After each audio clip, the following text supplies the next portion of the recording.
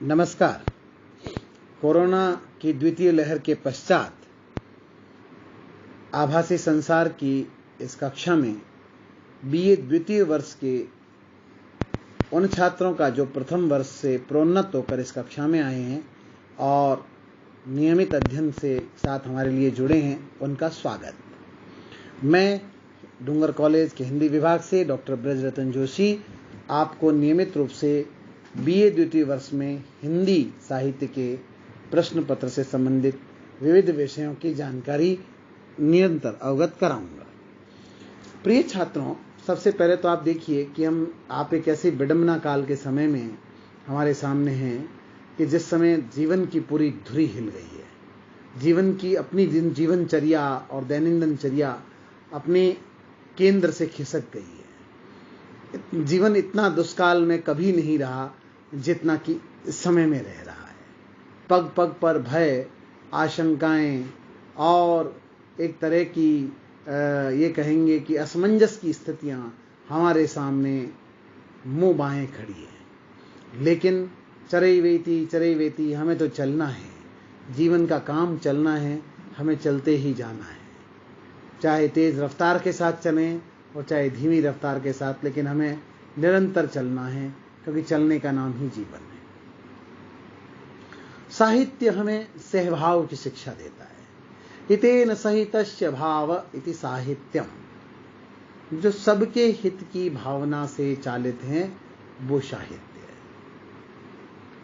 देखिए, अक्सर लोग आपसे ये पूछेंगे, क्योंकि प्रथम वर्ष में आप कक्षाओं में नहीं आएंगे, कि आपके लिए साहित्य का महत्व क्या है, आप साहित्य क्यों पढ़ रहे हैं, या समाज में साहित्य का इतनी गहरी पैठ क्यों है। लाखों की संख्या में किताबें, ऐप्स,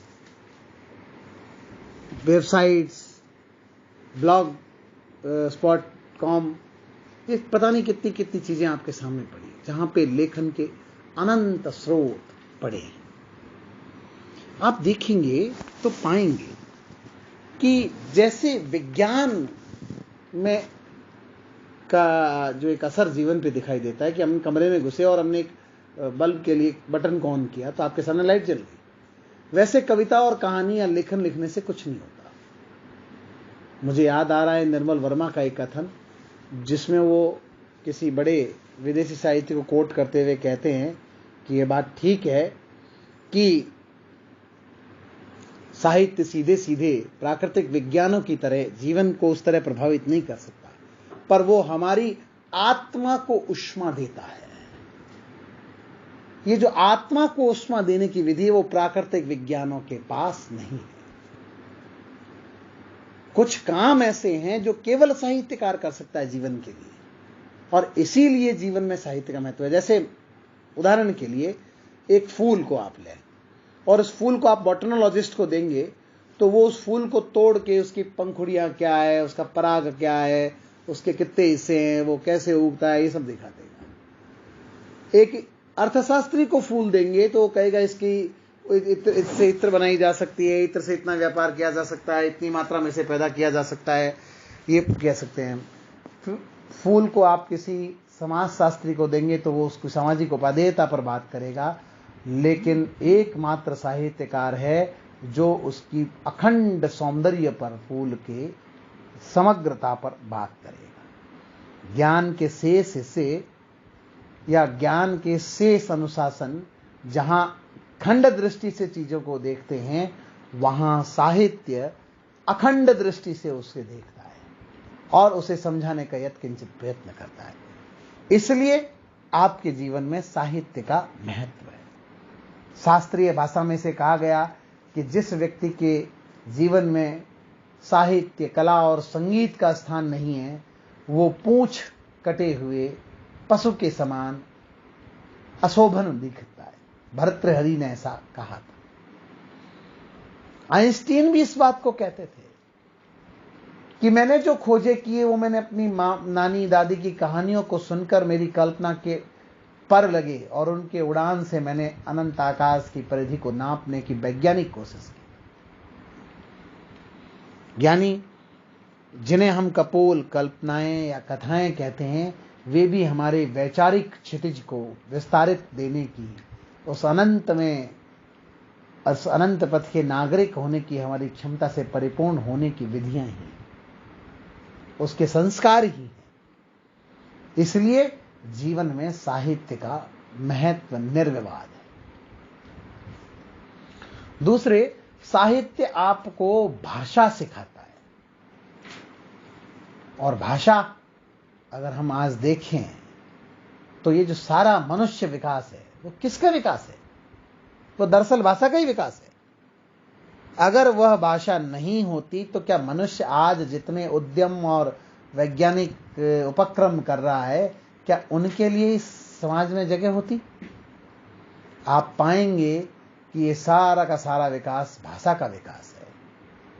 जब मनुष्य ने भाषा समझी, उसका विकास किया, जैसे जैसे तैसे तैसे तकनीक और प्रौद्योगिकी का विकास भी हुआ और समाज का विकास भी हुआ और समाज के विकास को पंख भी लगे। पशुओं के पास मनुष्य की तुलना में जो असंगत भाषा है, अवैज्ञानिक अपरिपूर्ण भाषा है, इसलिए वे एक विशिष्ट स्थिति में आकर रह गए, आगे विकसित नहीं हो पाए। और मनुष्य के पास विकास की अनंत संभावनाएं अब भी विद्यमान हैं, क्योंकि उसकी भाषा में अनंत विद्यमान संभावनाएं हैं और उनका विदोहन करना वह जानता है। तो साहित्य उस भाषा को संस्कारित करता है, उस भाषा को एक मुहावरा प्रदान करता है। साहित्य जीवन को, हम यूं कहें कि जीवन जिस ताप से चालित है, उस ताप को उसके आदर्श स्तर पर बनाए रखने की मानवीय कार्यवाही है। अगर साहित्य और उसमें वर्णित कपोल कल्पनाएं जिन्हें हम कहते हैं, वे नहीं होती तो आदिकाल से हमारा मनोरंजन कौन करता? क्या आपको नहीं लगता कि अगर ये किस्से कहानियां नहीं होते तो मनुष्य पता नहीं किस अवस्था में होता? ये हजारों साल से चले आ रहे दादी नानी के किस्सों ने मनुष्य को विक्षिप्त होने से बचा लिया, मनुष्य को अपनी तरह से संस्कारित किया, मनुष्य की भाषा को परिमार्जित किया, उसको विकास के अवसर प्रदान किए। और आज जो आप कंप्यूटर की उन्नति देख रहे हो, फ्रेडरिक जेमिसन कहता है कि पिछले 50 साल में कंप्यूटर की प्रोग्रामिंग में ही भाषा का अधिकांश हिस्सा खर्च हुआ है। सृजनात्मक कार्य को हम उतना नहीं कर पाए। यानी आप जैसे कंप्यूटर का आज विकास कह रहे हो, उसमें भी वहां सी लैंग्वेज, जावा लैंग्वेज, फला लैंग्वेज, कितनी तरह की लैंग्वेजेज है, वो भी लैंग्वेज की एक तरह से उसका अर्थ है। और भाषा के कारण से हम अपने जीवन में कई तरह के अनुभवों को अनुभूत करते हैं, महसूस करते हैं। इसलिए भाषा और साहित्य का महत्व निर्विवाद है। तो ये तो ही इसकी बात कि आपने साहित्य का चयन क्यों किया। कल को कोई व्यक्ति आपसे जानना चाहे कि भाई साहित्य की महत्ता क्या है, तो इसका मोटा मोटा एक मैंने तार्किक आधार आपको देने की कोशिश की। आप उन्हें समझाइए कि जो प्राकृतिक विज्ञान और ज्ञान के अन्य अनुशासन हमें नहीं दे सकते, वह साहित्य हमें दे सकता है, वह भाषा हमें दे सकती है। इसलिए भाषा और साहित्य का अध्ययन अपरिहार्य है, अनिवार्य है, और संस्कृति में उसके लिए विशेष स्थान सदैव से रहा है। जब से मनुष्य ने इस बात को, उस महत्व को समझा, तब से चाहे वैदिक सभ्यता रही और चाहे उसके बाद सिंधु घाटी की सभ्यता रही और तत्पश्चात सभ्यता के विकास में चाहे वो नील नदी की सभ्यता हो, चाहे वो यांग से कियांग हो या कि मेसोपोटामिया हो और या कि ग्रीक हो, चाहे रोमन हो, सब जगह आपको भाषा, साहित्य और संस्कृति की उत्ताल तरंगों से जो उमगता संसार है, उनसे रचे हुए काव्य, महाकाव्य, उनकी रची कथाएं हमें अनंत सुख से आप्लावित रखती है, एक अनंत उदारता से भर देती है और एक खास किस्म की लोक चेतना के साथ, इस विराट चेतना के साथ हमारे तादात्म्य को एकात्म कर देती है। यह जो हम कहते हैं ना ब्रह्मांडीय लय, या जैसे हम कहते हैं ब्रह्मांडीय बौद्धिकता, इसके प्रथम संस्कार भाषा में है, साहित्य में है। ये साहित्य हमें स्वयं को स्वयं से मिलाने की सबसे बड़ी प्रक्रिया है, महत्वपूर्ण प्रक्रिया है। एकमात्र साहित्य ऐसा अनुशासन है जिसका सारा मटेरियल जीवन से उठता है और जीवन की व्याख्या करता है और जीवन की आलोचना करता है। बाकी दूसरे ज्ञान के अनुशासनों में दूसरी चीजों को लिया जाता है और उनके माध्यम से अपनी बात कही जाती है। यहां मनुष्य के जीवन ही उसका केंद्र है, मनुष्य की भाषा ही उसका स्रोत है और मनुष्य की भाषा ही उसकी अभिव्यक्ति है और उसके जीवन की आलोचना, उसके जीवन के विभिन्न पक्षों और आयामों के बारे में उसका विश्लेषण वहां किया जाता है। तो यह जो अनंत सुख राशि प्रदायक है एक तरह से साहित्य, है ना, ये अमृत नाभ है हमारे लिए, एक तरह से अमृतमय है। साहित्य हमें मृत होने नहीं देता। कबीर 1000 साल से जिंदा है, वाल्मीकि लाखों साल से जिंदा है, हजारों साल से जिंदा है। पता नहीं कैसे कैसे कवि, साहित्यकार, भाष्यकार, भर्तृहरि, पतंजलि, मैं किन किन ऋषि मनीषियों के नाम गिनाऊं आप, ये सब साहित्य के स्रष्टा थे। इन्होंने अपने अपने क्षेत्र के साहित्य का हमारे लिए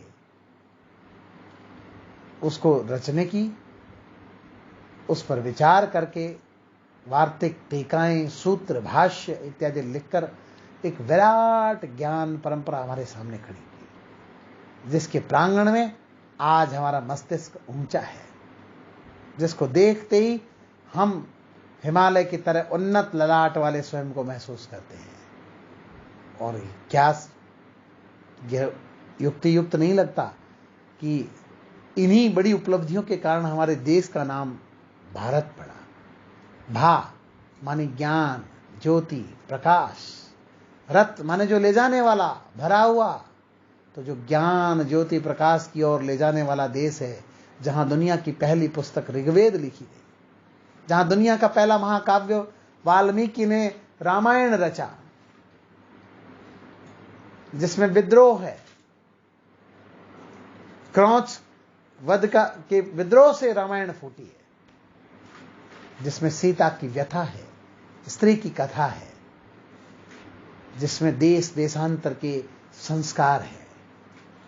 तो इस तरह से साहित्य और भाषाएं हमें हमारे अपने इतिहास से, सांस्कृतिक इतिहास से जोड़ती है, परिचय कराती है और इन सब से हटकर एक बहुत बड़ा काम जो करती है कि हमारे जो उपनिवेशी कालीन जो हमारे अंदर एक तरह से आत्म विभाजित चित्त हुआ है, उसे वो एक सांस्कृतिक चित्त में परिणित करती है। इसलिए आप देखिए कि भारत के नायक जो है राम हैं, कृष्ण हैं, हजारों सालों से वो भारत की कविता से लिए गए हैं। महाभारत कविता है, रामायण कविता है, यानी भारतीय चित्त जो है वो काव्यमय चित्त है, उसका विश्वास कवियों में है।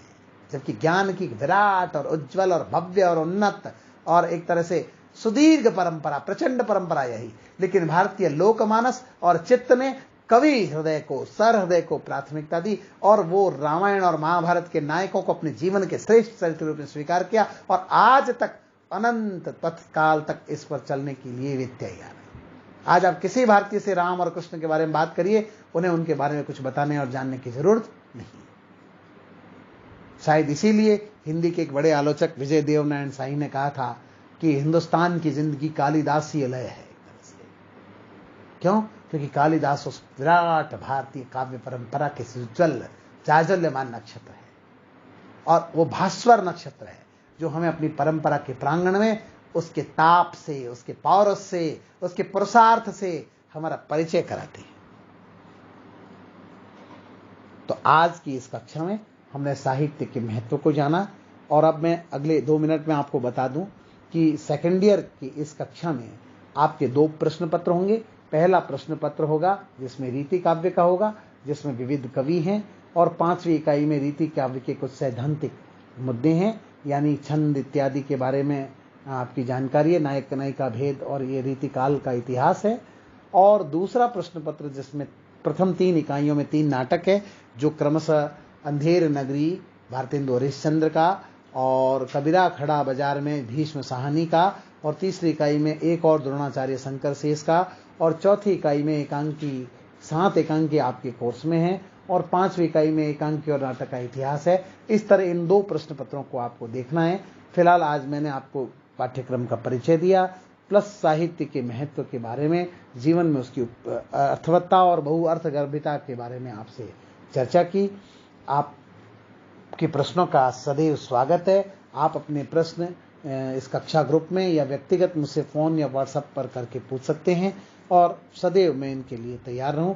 और संवाद की परंपरा हमारी अपनी परंपरा रही है, इसलिए मैं आपसे गुजारिश करूंगा कि जिस विषय पर मैंने आपसे बात की है उस विषय पर नेट के अन्य जो संसाधन हैं उनके माध्यम से, विभिन्न वेबसाइटों के माध्यम से, विभिन्न ऐप्स में जाकर इस विषय की किताबें और विद्वानों के विचार जानें, और फिर कोई प्रश्न और जिज्ञासा इत्यादि आपके मन में उठें तो उसके लिए मुझसे संपर्क करें और निरंतर अपने अध्ययन को गतिशील बनाए रखें। धन्यवाद।